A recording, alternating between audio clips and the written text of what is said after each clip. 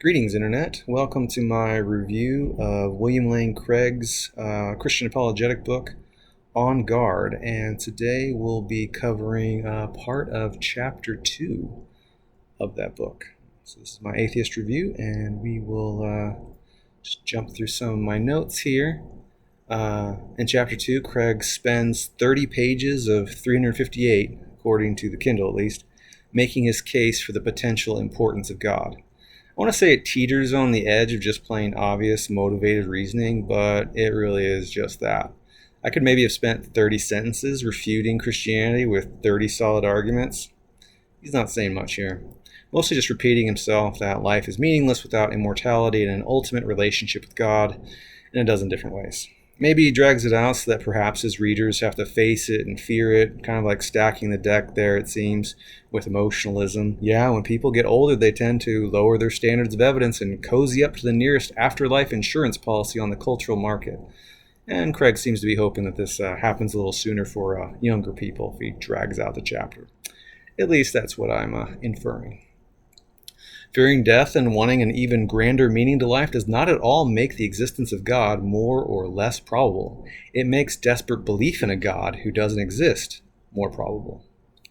Craig admits that most people don't realize this is true, which one might think is actually evidence of the exact opposite conclusion, that human life provides its own sufficient meaning for people without God in an afterlife. Humans that couldn't deal with that, especially since not all ancient religions have afterlife schemes, probably didn't reproduce as much as if they opt for suicide. Most ex-Christians don't commit suicide, so odds are if you are a Christian pondering the cost of unbelief, once you get past the initial stages of loss, you'll probably learn to cope and find worthwhile things in life to invest in. Craig can't refute that. So,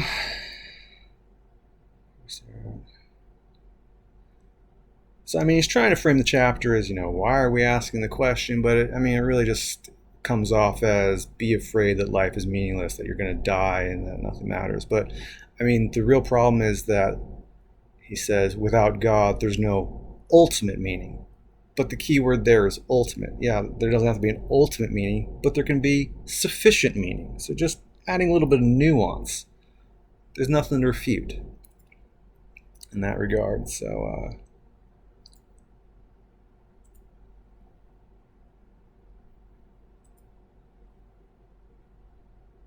and he says, no one who truly grasps the implications of atheism can say whatever about whether there is a God.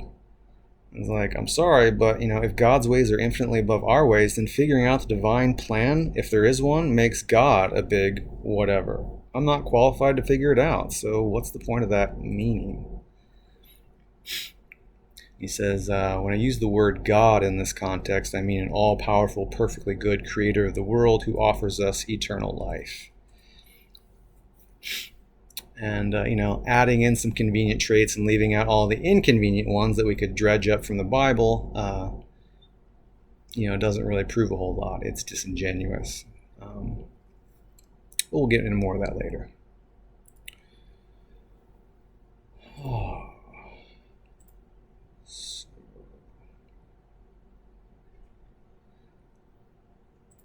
Craig says, something is subjective if it's just a matter of personal opinion. Vanilla tastes better than chocolate is subjective. And, a subjective opinion is an objectively true fact of that person's mental states. It may be objectively true that William Lane Craig likes vanilla ice cream. Mental facts matter, bro.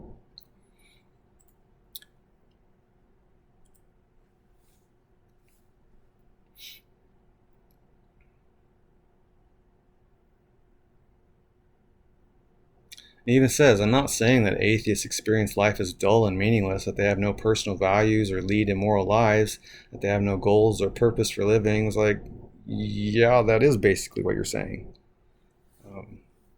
I'm sorry. It's like, this is life and this is what I like about it. What's the refutation of that? I'm sorry. He says, given atheism, these beliefs are all subjective illusions, the mere appearance of meaning, value, and purpose, even though objectively speaking, there really isn't any.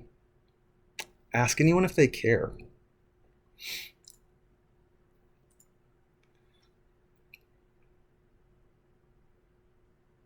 He says, if God does not exist, then both man and the universe are inevitably doomed to death. It's like, if the biblical God exists, all of humanity was unfairly doomed to death as a punishment for a crime they did not commit. With an abusive God like that in this life, what is there to look forward to in the next one from this horrific God? Something to think about.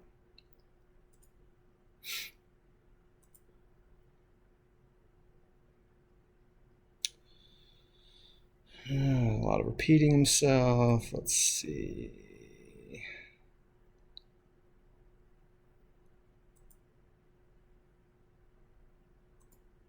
Let's get to something good.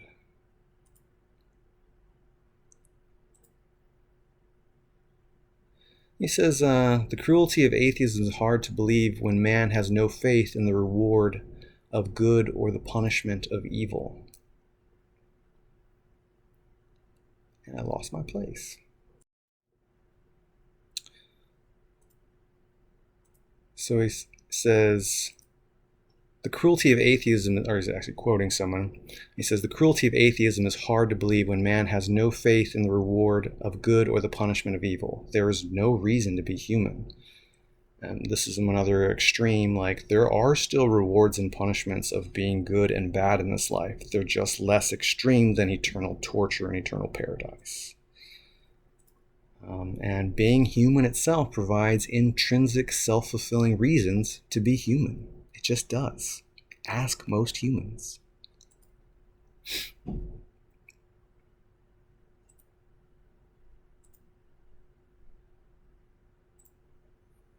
He's talking about communist torturers and them saying, well, we can do what we wish. I thank God in whom I don't believe that I have lived to this hour when I can express all the evil in my heart.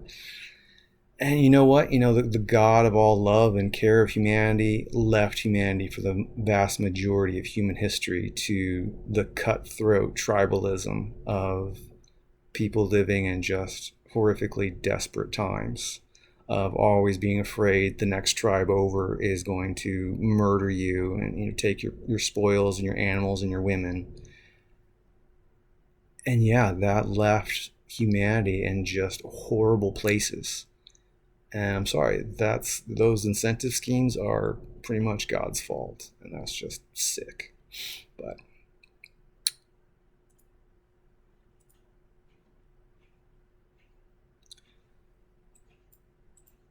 and he says, given the finality of death, it really does not matter how you live. And many people turn that around and say, because this life is all I got, I should make the absolute most of it.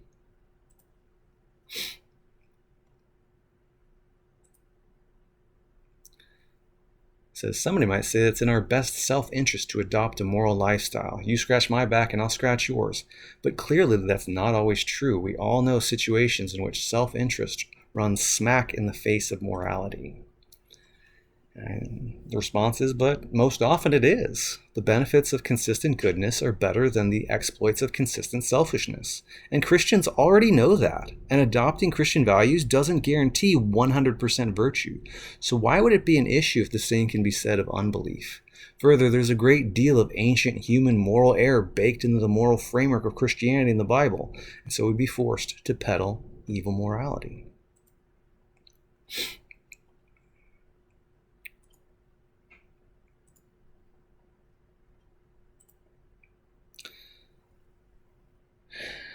Let's see.